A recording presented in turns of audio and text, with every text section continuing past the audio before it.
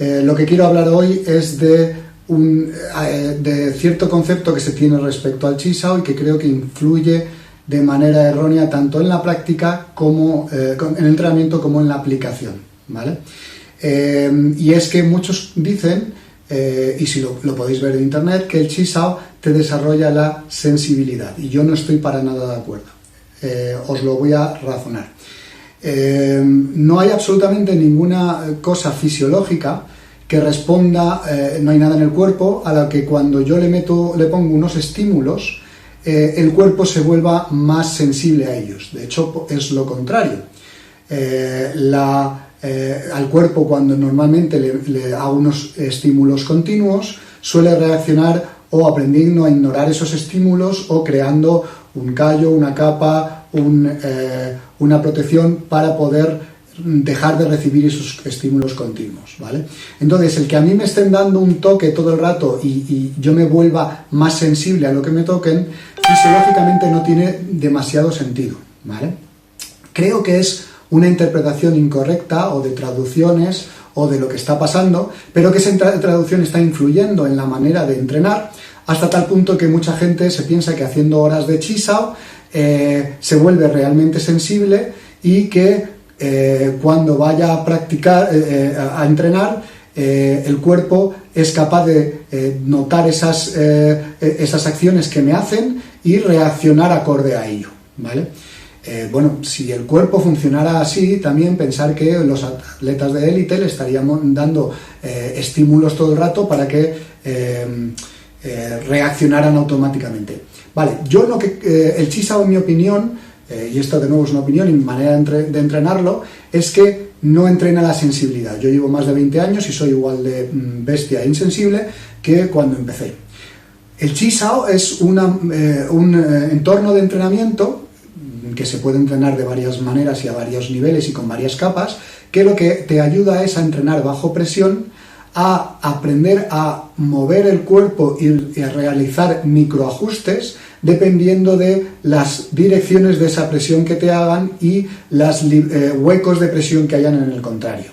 No quiere decir que yo me vuelva más sensible, quiere decir que aprendo a identificar ciertas presiones, a ajustar mi cuerpo de la manera más eficiente, y por eso es un entorno de prueba en el que yo puedo hacer pruebas hasta que me salga la más eficiente ante un estímulo e ir aprendiendo a colocar el cuerpo para absorber esas presiones, para manejarlas correctamente y de ahí poder reconocer los huecos y pegar, ¿vale? De nuevo, lo que digo es que este cambio de concepto crea un cambio en el entrenamiento. Si yo pensaba que antes que entrenando simplemente horas de Chi Sao mi cuerpo iba a coger una habilidad al volverse más sensible, etcétera, etcétera, eso no es cierto. Pero cuando empiezo a entrenar de manera que quiero que el entrenamiento en Chi Sao reconocer esas presiones, aprender a identificar esas presiones, aprender a manejarlas, tanto presiones como ángulos, como faltas de presión, y a ser capaz de usar las mejores respuestas contra ello, para esas presiones, y de ahí aprender a crear mis propios ataques y mis propias combinaciones y usarlas. Por eso digo que tiene varias capas. Al principio aprendemos a que no nos afecten esas presiones, luego a poder redirigirlas, luego a crear aperturas, luego tras esas aperturas aprovecharlas y crear combinaciones, etcétera, etcétera.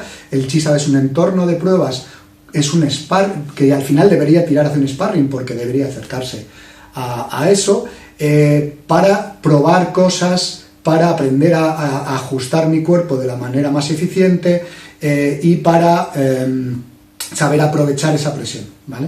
Por lo tanto, el Chi Sao debe entrenarse, en mi opinión, bajo presión, debe al principio tener unos estímulos fijos, ¿vale? Unos drills que me puedan enseñar a las reacciones básicas bajo la presión típica, pero luego debe ir cambiando hacia un Chi Sao en el que la presión sea diferente, cambiante, no interpretable, no reconocible, ¿vale? De nuevo, lo que estamos haciendo con Chi Sao es que mi cuerpo aprenda a ajustarse a esas presiones y hacerlo inconscientemente. De la misma manera que tú has aprendido a andar al principio y tenías que usar todo tu cerebro para aprender a andar, y luego andas sin pensar, pero cuidado, porque Igual que pasa en la lucha, si yo a una persona que está andando le pongo un estímulo diferente, le pongo un patín, le pongo su cerebro, él no reacciona sin pensar y es capaz de dar una respuesta, sino que su cerebro tiene que irse a esa parte, empezar a pensar qué es lo que tengo que hacer y resolverlo, ¿vale? Por lo tanto, he aprendido a andar bajo las circunstancias normales, pero cuando tengo casos especiales tengo que usar más de mi cerebro. En los demás casos mi cerebro se puede ocupar de otras cosas. Vale, pues el entorno de pruebas de Chisholm lo que hace es eso, coger y aprender a que mi cuerpo se ajuste, responda y aproveche las situaciones de presión normales, ¿vale? Y pueda usar mi cerebro para la táctica, estrategia, etcétera, que hemos estado hablando otros días, ¿sí? Puedo usar mi cerebro para otras cosas. Evidentemente, cuando me llegue un estímulo diferente que no sepa mi cuerpo ajustar totalmente, mi cerebro tiene que entrar ahí en acción, no es algo que ocurra solo, mi cerebro tiene que entrar en acción, tengo que razonar con lo que me han enseñado cómo redirigir eso y poder usarlo. Si no pasa, si no aprendo que el entrenamiento de Chisholm me condiciona ciertos microajustes, ciertas posiciones y a responder a cosas básicas, pero que luego yo tengo que usar el cerebro de la táctica, estrategia para eso, y me enseñan que eso sale solo, pasa lo que pasa cuando ves haciendo libre a varias personas de Chisholm o a gente de Wing Chun, que ante estímulos diferentes se quedan congelados o empiezan a responder simplemente tirando manos. ¿Por qué? Porque los estímulos ya no son los que habían estudiado en el drill, el cerebro no se ha acostumbrado a crear tácticas y estrategia bajo esas variaciones y entonces no saben qué hacer. O me quedo congelado, cosa que pasa muchísimo, o no, me pongo a hacer el loco, ¿vale? Si empezamos a pensar, ya digo, que el Chisholm es un entorno bajo presión para aprender a manejar la presión que te dan, la que tú das, encontrar huecos, y de ahí crear tanto entradas como combinaciones de entradas, etcétera, etcétera, se vuelve toda la manera de entrenar diferente. Mi cuerpo aprende a ajustarse a las presiones y absorber las presiones normales, y mi cerebro se está usando para, en situaciones normales, hacer más cosas, y cuando los estímulos son diferentes vuelve a decir, bueno, la presión me viene por aquí, entonces debo hacer esto, debo hacer, etcétera, ¿vale?